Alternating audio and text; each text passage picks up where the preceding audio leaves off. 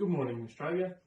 Thank you for joining me today to discuss the Year 3 HASS unit on different celebrations around the world. I understand you've completed the grading and we want to ensure it aligns with our standards for validity, reliability and fairness. Good morning, Mr. Sibley. Yes, I've finalised the grading for the unit and I've committed to ensuring it meets the highest educational standards.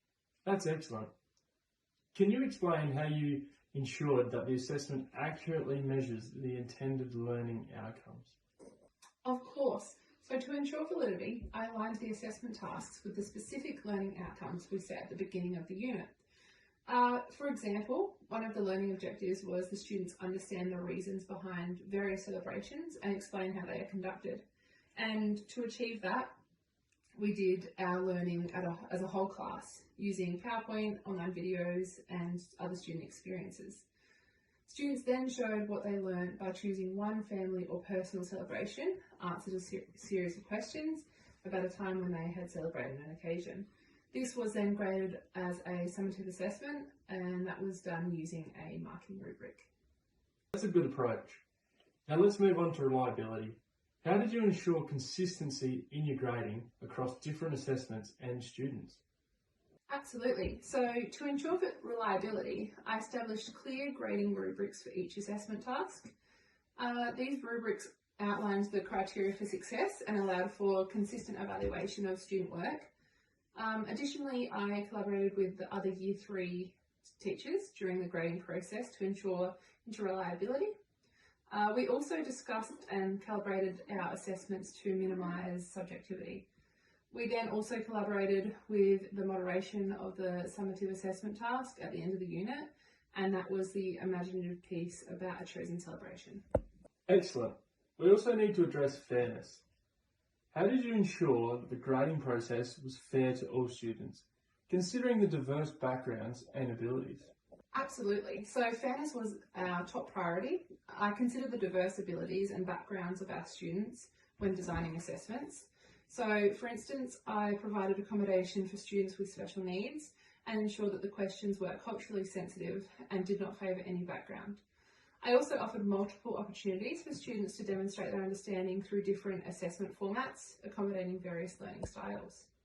Okay, you mentioned how you made the unit fair for diverse learners, but could you please go into more detail on how adjustments that you made to tasks for students with special needs? How did you ensure that these were fair for the students and the whole class? Some of the adjustments that were made throughout the unit included prompting students with ideas throughout our class discussions, allowing students to verbalise with either me or an SSO scribing, students drawing pictures to demonstrate their understanding of the topic, worksheets that support students with their sentence structures, and also creating a more collaborative classroom and pairing students together for support. I also created a small group collaboration with an SSO during class time. This was really successful as the students who needed that constant support had it available to them. Although there were some adjustments made for specific students, they were still learning the same content. The work and assignments were adjusted slightly to suit the learning needs of some of the students. However, the questions were similar and the learning intentions were the same for every other student in the class. I can see that you have fairly adjusted the unit of work to ensure all students are included and accounted for. Lastly, can you talk about the final summative assessment used for this unit of work?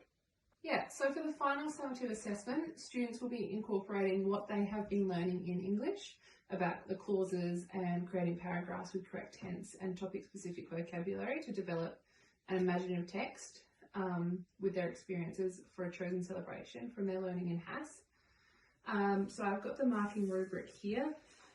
As you can see, I've used emerging, developing and consolidating language to make it more inclusive. I've then got the marking criteria here. Students were graded on using information provided on their chosen celebration or commemoration to plan their imaginative text. Another thing that they were graded on was coming up with imaginary experiences at a chosen celebration or commemoration to make their writing more interesting. This one here was arranging words accurately in simple sentences to enhance clarity in their writing. using appropriate connecting words that link their sentences to improve coherence in their writing. And the last one they were marked on was developing a well-structured imaginative text that has common words spelt correctly. So all forms of the assessment were collated on an Excel spreadsheet that was easily accessible and can be modified easily. This is the data that has been collected for the unit, and you can see it here. It's clear that you've taken comprehensive steps to ensure validity, reliability and fairness in the grading process. Thank you for your dedication to our students' education, Ms. Trainer.